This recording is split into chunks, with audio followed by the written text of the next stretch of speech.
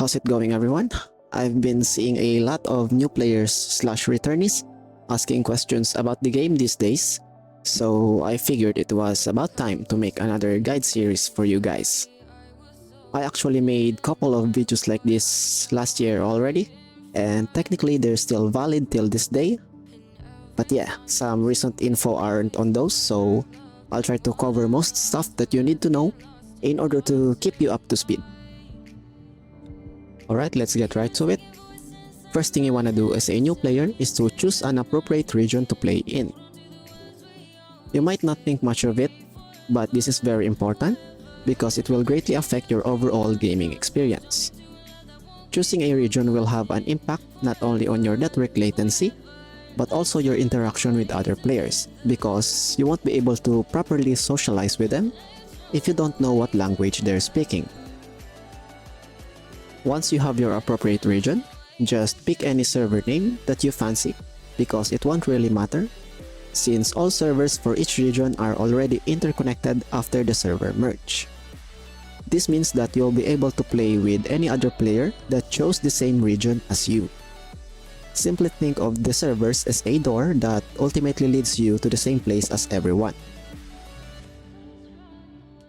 After the game intro and a little bit of tutorial stuff, you will be introduced to the first area and the 1.0 storyline. Just a quick heads up for the new players is that the devs turned most of the 1.0 main quest into a side quest. This was explained in full detail on this particular video that I made early on, but to keep things short, basically the supposed second half of the 1.0 storyline is now optional. So speedrunners can skip the entire thing to jump straight to the 2.0 main quest. This takes place on the second planet, Vera. Once introduced to the 2.0 main quest, I recommend for you guys to keep on progressing the Vera storyline until you reach the quest where you're tasked to go to your apartment in Miroria.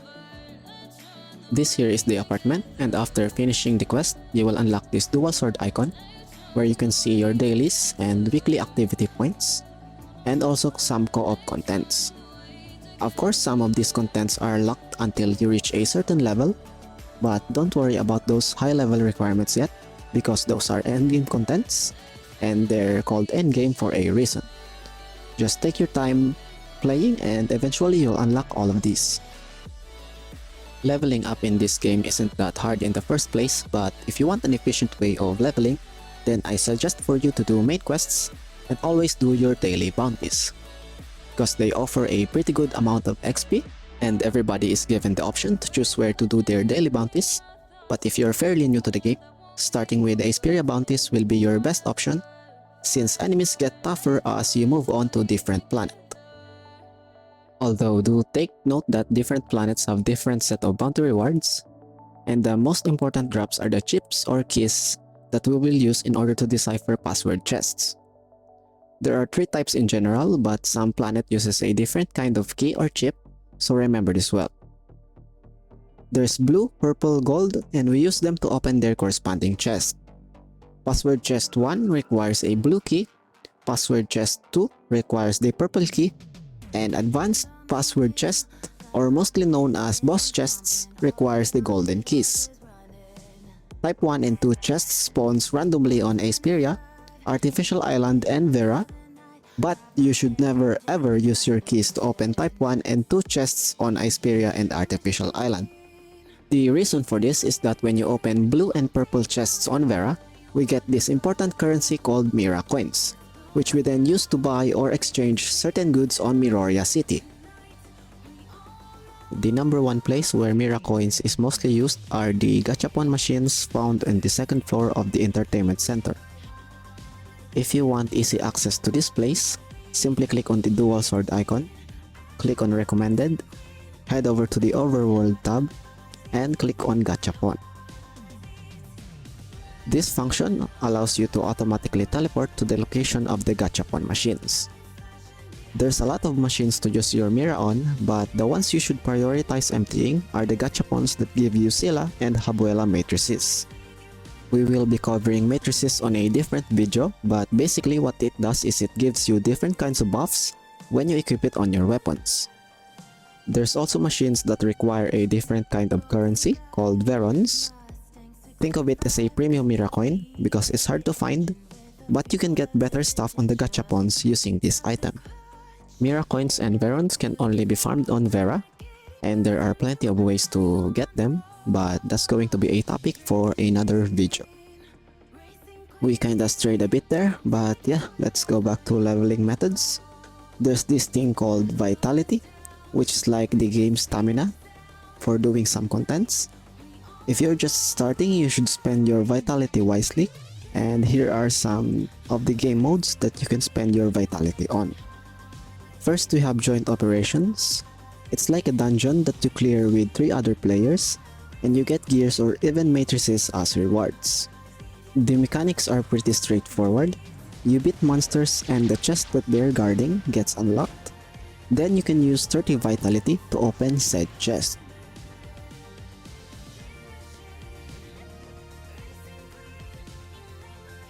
The stage also gets shuffled and is different every single day, but I highly advise you to refrain from doing joint operations, at least not until you reach level 70. Because at difficulty 6, which you unlock at level 70, you get extra daily first clear rewards. Make sure to open Joint Operation tab once you've done your first clear of the day, so you can claim this too. You only get gold gear drops at higher difficulties anyways, plus majority of the player base simply don't play lower difficulty Joint Operations. We either go for Joint Operation 8 or Joint Operation Balanced, which will be unlocked at level 95 and level 90.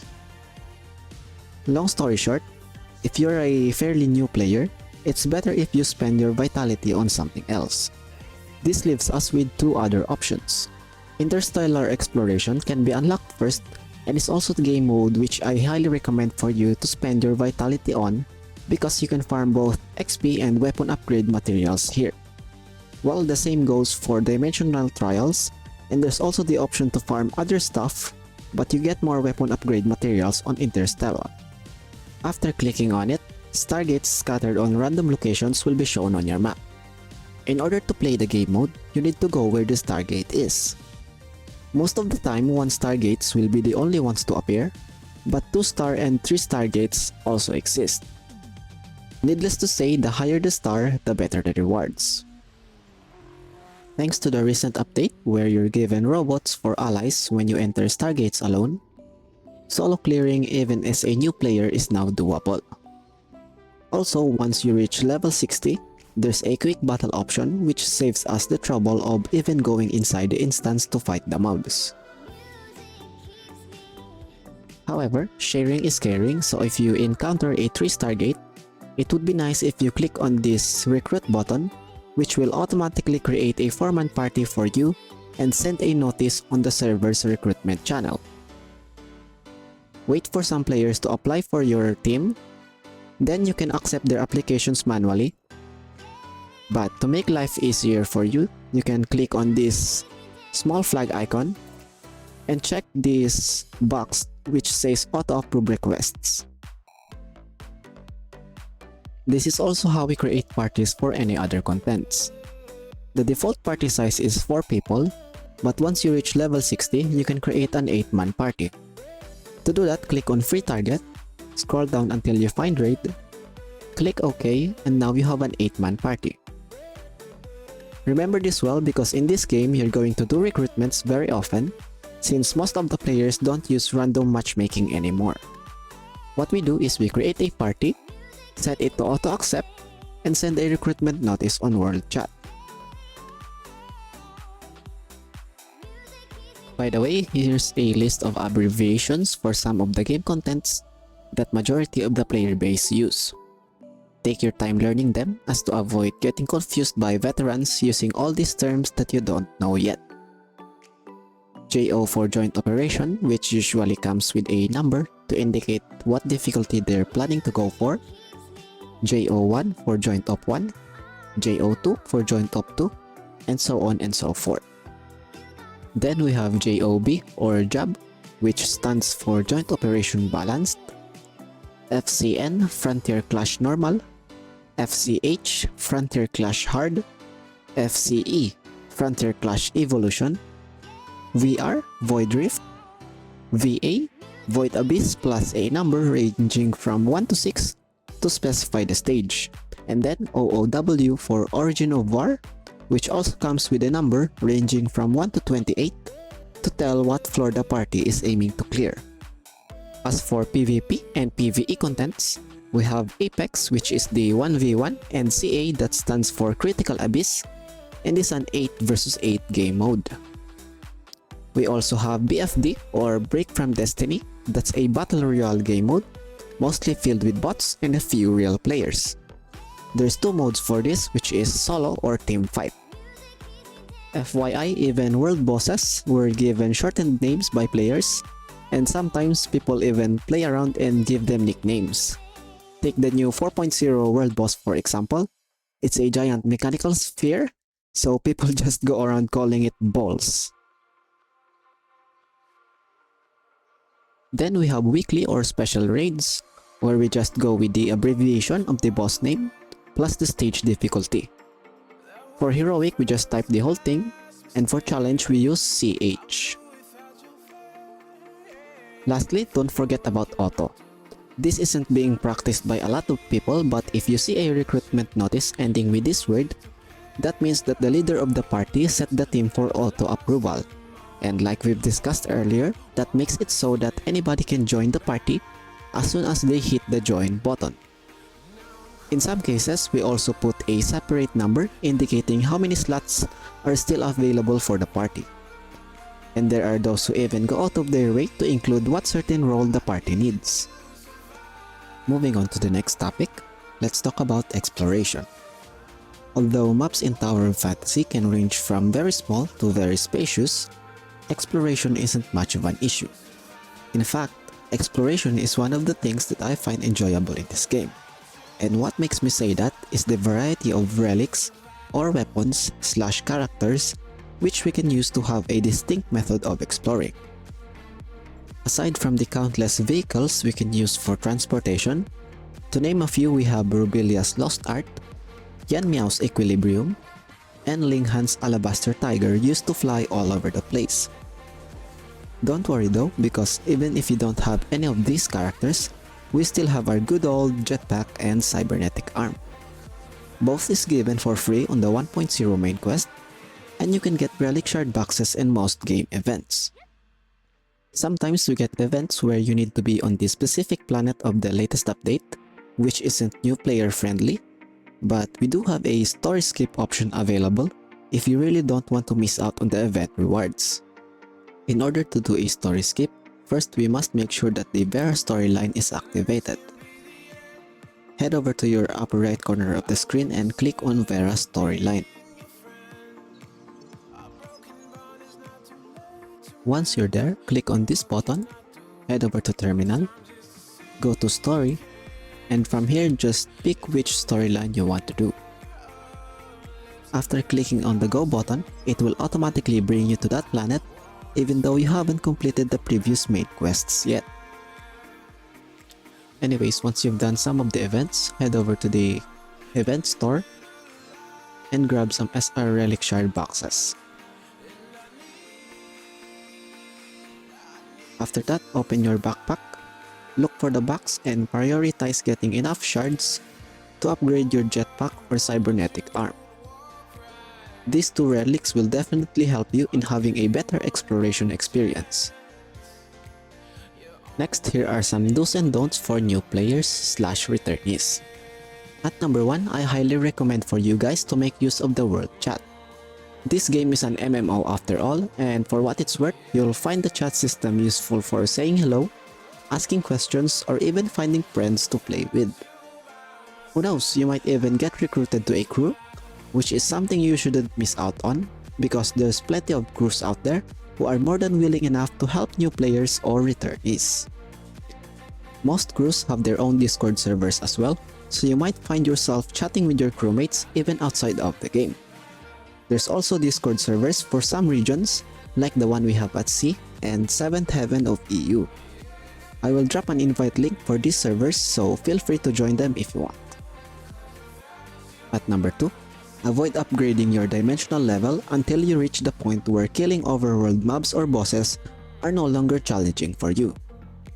Dimension level dictates the difficulty of your overworld because the strength and HP of your enemies scales with your dimension level. The higher your dimension level is, the harder it is to fight the enemies. Just to be safe, I'd recommend you stay at world level 10 until you reach at least a stat of 30,000 attack on your main element. And if I'm being nitpicky, keep it at world 10 at least until you clear all the time-limited battles and appointed research on Inners and Confounding Abyss, because trust me when I say that these contents are contents that's going to be a pain in the ass if you cluelessly raise your world level. The only downside in keeping your world level low is that you won't be able to loot world boss boxes. You see, to open boss chests, you need a certain dimension level required for that particular boss. But believe me, that's not much of a problem anyways, because to open boss chests, you need the time-gated boss keys that you can get from doing your weeklies. Just keep them on your bag until the day you finally upgrade your dimension level. Last and not least is to only spend your dark crystals on limited gacha pulls, especially if you're free to play. Dark crystals is one of the 2 premium currency in this game that we can use to exchange for gacha pulls. Pulling limited characters / weapons require this thing called Red Nucleus, and for limited character matrices we have special vouchers that we use on a separate banner. Yeah, I think that's it for now. I'll try to find time to explain the gacha system on a different video, and also give some more tips for new players and returnees. But I think I do have a video posted a few months ago about what weapons are best to have on certain roles, while the ones about healers and tank should still be on point. The ones for DPS roles, we already got a few new characters added, so that means more viable team comps. It's actually easier to answer some questions on real time, so if you have very particular questions like what teams to build and whatnot, then maybe you can catch me live either here on YouTube or Twitch.